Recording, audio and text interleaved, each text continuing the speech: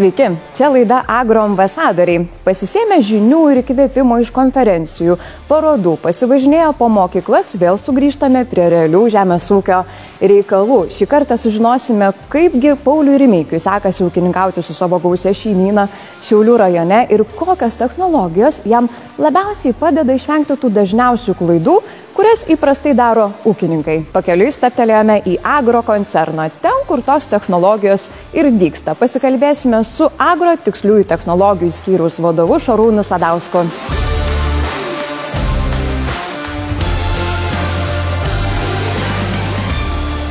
Tai sveiki Šarūnai. Labas rytas. Ką jūsų kuruojamas skyrius tiksliųjų technologijų turi bendro su mūsų šios laidos herojumi Pauliumi? Paulius Rimeikis turbūt vienas iš pirmesnių ūkių, kuris pradėjo naudoti azoto CropSec sensorių, pradėjo tręšti azotą kintamą normą, taip taupydamas trąšas ir keldamas derlių. Taip pat nuo jo prasidėjo pernai metais mūsų startuotas projektas Agro-ITC agronomų. O kas yra ta agronomo paslauga, papasakokit man. Tai kaip pas mus yra Agro-ITC tiksliųjų technologijų centras, taip yra Agro-ITC inovacijų tyrimų centras. Tai kur yra mūsų laboratorija, visi tyrimų laukeliai, yra daug duomenų. Tai remiantis tais duomenimis mes turime agronomų komandą, kurią ūkininkai gali pasisamdyti visam sezonui už dalinę kainą, tai yra pigiau negu samdyti agronomą viso etatu. Ir mes nepriklausomai dirbam tose ūkiuose. Tai realiai nesvarbu, su kuria įmonė ūkininkas dirba, mes vis tiek parenkam palei veiklėją medžiagą, produktus, priemam nestandartinius sprendimus. Skirtingos problemos reikia spręsti jas skirtingai. Vienur yra smėliai, kitur yra moliai, vienos veislės, kitos veislės, vienokios kitokios piktžolės. Na, žodžiu, nuo pat kovo mėnesio iki lapkričio darbuojasi tose ūkiuose. Perkant Agro-ITC agronomo paslaugą, ūkininkas gauna ne vieną agronomą, o gauna visą komandą. Tai yra visa ITC komanda, tyrimai, duomenys, kur mums taip pat gali padėti atsakyti į rūpimus klausimus. Su Pauliu šitą paslaugą ir darbuojamės. Ir pasidarbuojasi mūsų agronomas Simas Meškauskas, kadangi laukų kiekis yra labai didelis ir tie laukai labai skirtingi, visada reikalauja Paulius skirtingų sprendimų. Tai ta paslauga labai jam tiko ir patiko. Iš tikrųjų, mes darbuojamės jau antri metai, manau, vietoje nuvažiavę galėsit gyvai išgirsti, kaip ten sekasi, ir tą patį Simoną pakalbinti. Tai taip mūsų bendradarbiavimas ir tęsiasi su juo. Kuo pasižymi šis technologijų skyrius, sakykite, Šarūnai, kokios pagrindinės naudos ir kodėl jisai yra svarbus Lietuvos žemės ūkiui? Tai svarbus tuom, kad mažiname pesticidų kiekius, mažiname trąšų kiekius ir didiname derlius su įvairiom paslaugom ir produktais. Tai tie patys dirvožemio tyrimai, turim Topcon azoto sensorius, kalkinimo paslaugą, kur gali išbert kalkės tiksliai pagal žemėlapį. Turim laboratoriją, kur gali ūkininkai įsitirti, kiek dirba yra azoto, kiek yra mikroelementų augaluose. Taip pat turim taškinį purškimą Cultivais, Axid robotą, kuris taupo darbo jėgą. Dabox stotelę naują pristatėm šiais metais, kurią galės pamatyti ir ateities ūkį, kaip jinai automatiškai dirba. Tai tikrai daug tų sistemų, kurios ūkininkams ir sutaupo laiko, ir pinigus, sutaupo ir indėlius visus, ir trąšų, ir pesticidų. Tai tokia to skyriaus ir paskirtis. Kokios technologijos, kokios jūsų paslaugos yra šiuo metu, bet būtent populiariausias tarp ūkininkų? Kas daugiausiai to dėmesio sulaukia ir kodėl? Tai populiariausias, aš manau, yra dirvožemio tyrimai, nes tai, kaip ir sakiau, yra duona ir vanduo, pagrindas yra. Bet būtent pas Paulių, kur šiandien lankysitės, tai jisai pradėjo nuo CropSec azoto sensorių darbuotis su mumis ir nuo pernai metų pradėjo su Agro-ITC agronomu. Blogo žodžio negirdėjau nei vieno iš Pauliaus, kaip ir nuvažiuosim, gerai paklausim ir darbuojamės. patys, be abejo, net nebejoju, kad viskas sėkmingai jūsų bendradarbiavimas vyksta ir vyks toliau ateityje, tai ačiū labai, Šarūnai.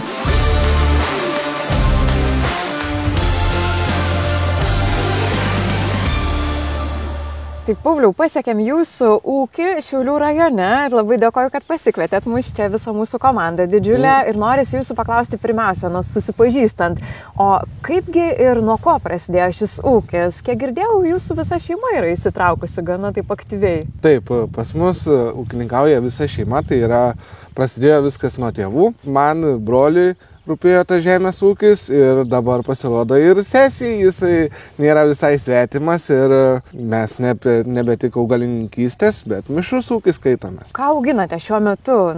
Tai populiariausias tas kultūras pagrindė tai rapsai žieminiai kviečiai, miežiai, dabar taip pat ir ankštinės kultūros, žirnius, pupas. Ir dar gyvulininkystė, ar ne, pas jūs yra? Jo, augalininkystė pajamos yra rudenį, o su gyvulininkystė gali išdėlioti, kada tu ten parduosi ir pavasarį gali, ir vasarą prieš rugiapjūtę gali parduoti gyvuliukus.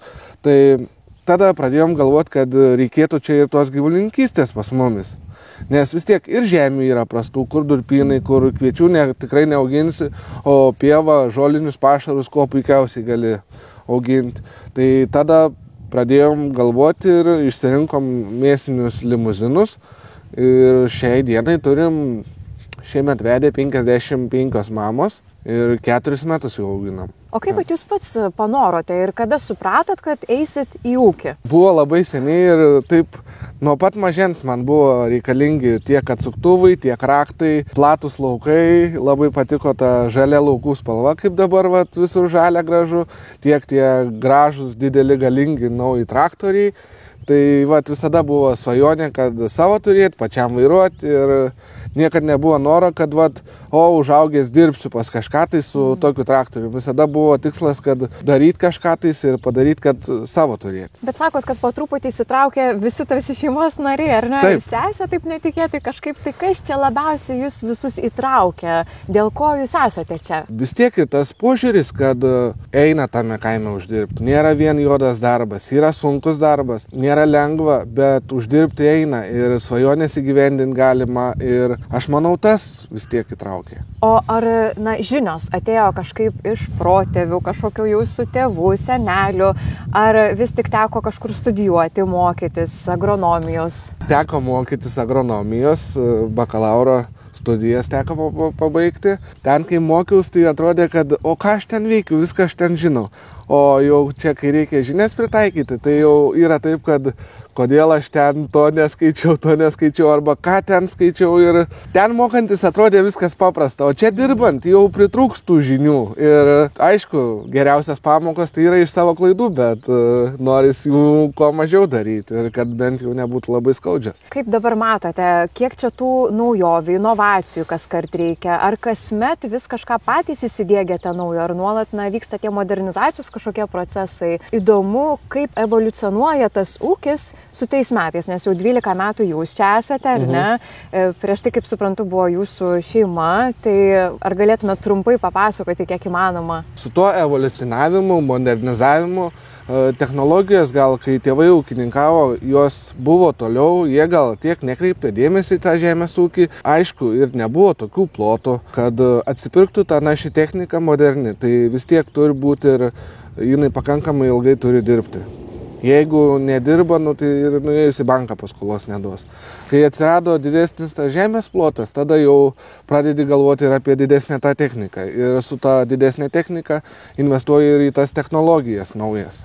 Anksčiau, aišku, to nebuvo, o dabar jau galim žiūrėti tai. Iš pradžių turbūt irgi sudėtinga tam ūkiui išgyventi pirmiausia dar, ar ne? Turbūt tokie klausimai yra. Tarp kitko, tokių metų kaip praėjęs sezonas, tai nei mano tėvam nėra tekę, kad susidurti, nei man per 12 metų. Tai... Į kuo pasireiškia tas sezonas? Savo tom kainų žirklėm, nepastovė ekonomiška situacija, kainų šuoliais, gamtos išdaigom, kad gegužės mėnesį 2 savaitės diena iš dienos šalnos būtų. Sudėtinga ta situacija yra.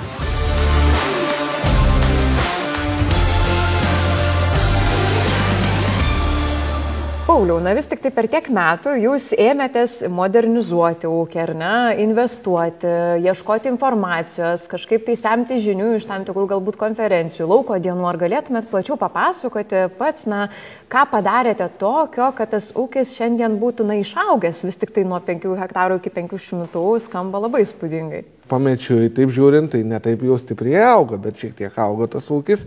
O kai priėjom prie tų poreikių investuoti tas technologijas, tai irgi iš to paties natūralaus dalyko, kad nėra laukai visi kvadratiniai arba stačiakampio formos. Yra daugiausiai vis tiek daugiakampiai, daug kampų, kur į kylį sueina tręšiant. Tai pradėjom ieškoti tų dalykų, kaip galėtumėm resursus sutaupyti. Arba ten, kai į kylį tręšės, pavyzdžiui, paskui išgul kviečiai, tai turim nuostolį ir trąšų per daug pereikvojam. Ir turim nuostolių derlių, kai reikia imti, tai pasilieka ant žemės sugulę. O tos technologijos ir gali pasiūlyti, tai kad kaip azoto sensoriai, tai pavyzdžiui, jie matuoja augalą ir mes duodam augalui tiek, kiek jis gali pajėgus suvalgyti pagal tankumą, pagal jo fotosintezės intensyvumą. Išmanus tręštuvas suteik mum tą, kad įkylius ir nėra perdozavimo trąšų. Tai ir per vieną žingsnį, ir per antrą žingsnį mes sutaupom ir tie pinigai gali kitur būti panaudojami ir racionaliai ir efektyviai. Tai dabar paminėjote porą priemonių tokių, kurios gal ne visiems yra girdėtos ir žinomos. Tai nėra kažkoks didžiulis ar ne agregatas, ten traktorius, tai yra kažkokios mažesnės detalės, kurios daro nemažus stebuklus, ar ne? Iš kur jūs sužinojote apie tokias išmanesias inovatyves technologijas ir kaip priėjote prie to, kad reikėtų ir jums tarsi pasibandyti ar galiausiai įsigyti? Bebendraujant su konsultantais, besilankant lauko dienose, seminaruose, tose pačiuose paroduose Kaune kasmet kaip vyksta. Ir po biškį ir domėjomės apie tas technologijas. Ar įsivaizduotumėte dabar ūkininkavimą be viso to, ką tik išvardiname? Būtų labai sudėtinga. Labai daug tų pareigų. Aišku, viskas būtų įmanoma, tik tais klausimas, ar tas rezultatas bus toks, kokio tu norėtum. Ar šiandien džiaugiatės rezultatais? Nes sakot, praeitas derlius toksai buvo labai jau ypatingas, subtilus, ar ne, toks tikrai nekoks gal? Jo, mūsų vidutinio derlingumo dirvose ir kur tie podirbiai yra tikrai skirtingi, tai derlius buvo gana geras. Kokios priemonės jums labiausiai padėjo čia, kaip jūs galvojate? Ar viskas, ką išvardinote, tokia visuma, ar kažką vieną gal netgi galėtumėte išskirti? Vieną dalyko negalėtų išskirti. Tai visuma tų pirmiausia analizės dirvožemio, toliau sėjomainos taikymas, tręšimo taikymas ir kintamos normos tręšimai, laikų darbų padarimai, gal tas labiausiai. Kokios dabar jūsų ateities norai, perspektyvos išbandyti kažkokias naujas technologijas, gal bandysite, pasimsite ar iš to paties Agro koncerno galbūt tai, ką jie siūlo, ar iš kitų galbūt konsultantų ir keliausit gal net iki dronų ar kitų elementų? Kiek bendraujam su Agro koncerno konsultantais, tai šiai minutiai, jeigu nedirbam su tom technologijom, jos visos yra žinomos mums. Ir šiai minutį dar nesukūrė, ko nesam bandę. Viską jau kas. Bet jo, būtų fainai gal ateityje, gal ateinančiais metais, gal rudenį išbandyti su dronų skanavimą ir purkšt piktžolės, tik tais piktžolės rapso ten neliečiant. Aišku, be abejo, į tikslesnės technologijas, dirbti efektyviai ir taupyti tiesiog neišleidžiant. Ir tuo pačiu su gyvulininkystė irgi eit į priekį, ar ne, planuojate? Taip. Irgi svarbi dalis.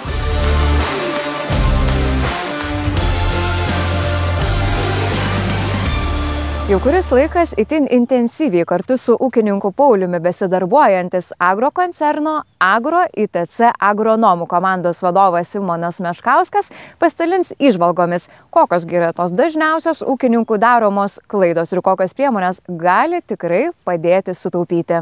Agro ITC agronomų paslauga taupo ne tik ūkininkų laiką, ne tik kaštus, bet ir parenka pačius geriausius agrotechninius ir agrocheminius sprendimus. Kiekvienam individualiam laukui parenkame individualų agrocheminį planą, parenkame kokias kultūras auginti, kokias veislės pasirinkti, kokias jos normas nusistatyti. Ir tokie sprendimai yra priimami ne tik vieno agronomo kompetencija, bet priimami visos komandos. Todėl tokiu būdu ir yra išgaunami patys geriausi rezultatai. Esame Pauliaus lauke, kuriame buvo padaryta šių metų pirmoji vasarinė kviečių sėja. Buvo pasėta 5 milijonai daigių sėklų. Visos netaisyklingai pasėtos sėklos įtartos į žemę buvo ištaisytas privaluojant pasėlį. Trečiadienį, Simonai, pasėjom vasarinius kvietukus korneto veislę. Apžiūrėkim, kas daros. Manau, turėtų jau būti pradėję dirbti.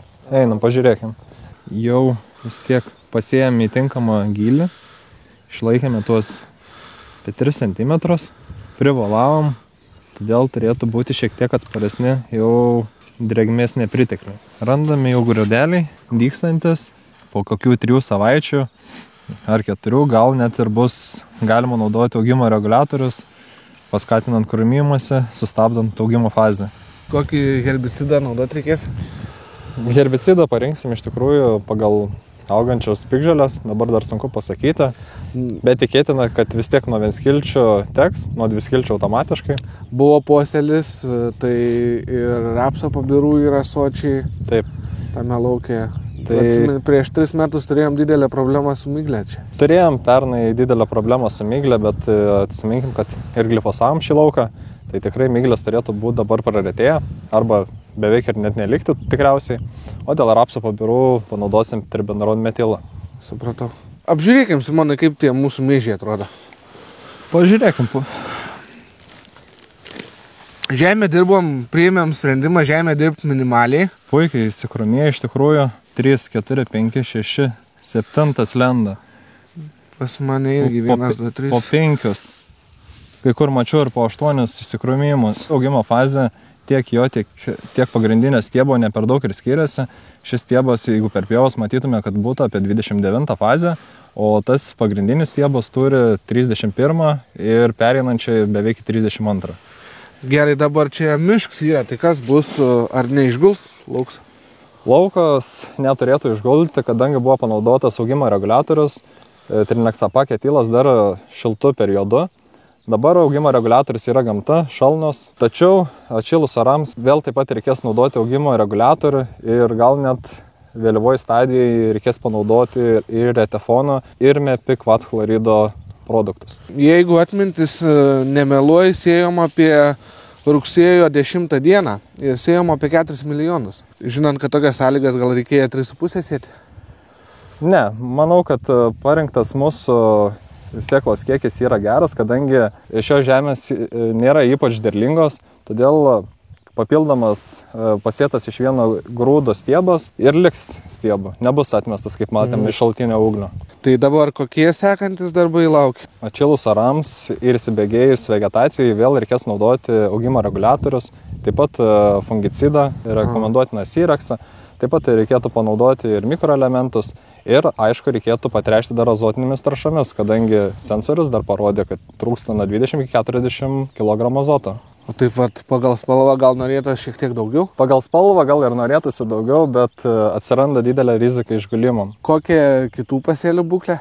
Kitų pasėlių būklė irgi daugumas yra gana pavyzdinga, tik tai atsilieka šiek tiek vėlyvos sėjos kviečiai, kurie buvo pasėti net ir spalio mėnesį, kai kurie net spalio 3 dekadui. Lapkričio net 6. Ir net lapkričio 6. Jų, aišku, augimo tarpsnis yra atsiliekantis ir jie tiek nepasivis ir duos automatiškai mažesnį derlių.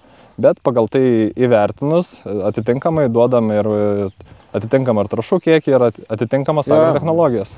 Taip, mačiau, kad čiut ne per pusę trąšos yra kerpamos ir... Na, ne visai per pusę, bet sumažinta dalis. Ja. Ką manai apie pasėlį? Pasėlis, manau, kad yra tikrai pavyzdingas, sukontroliuotos piktžolės, sureguliuotos augimas, pirminis paplitimas tinkliškosios dryžligės irgi sukontroliuotos, panaudojus fungicidus. Įvertinus situaciją, manau, kad galima derlių planuoti virš 8 tonų. Jeigu duos Dievas. Na, įvertinus pasėlį ir remiantis tyrimais, tai turėtų duoti.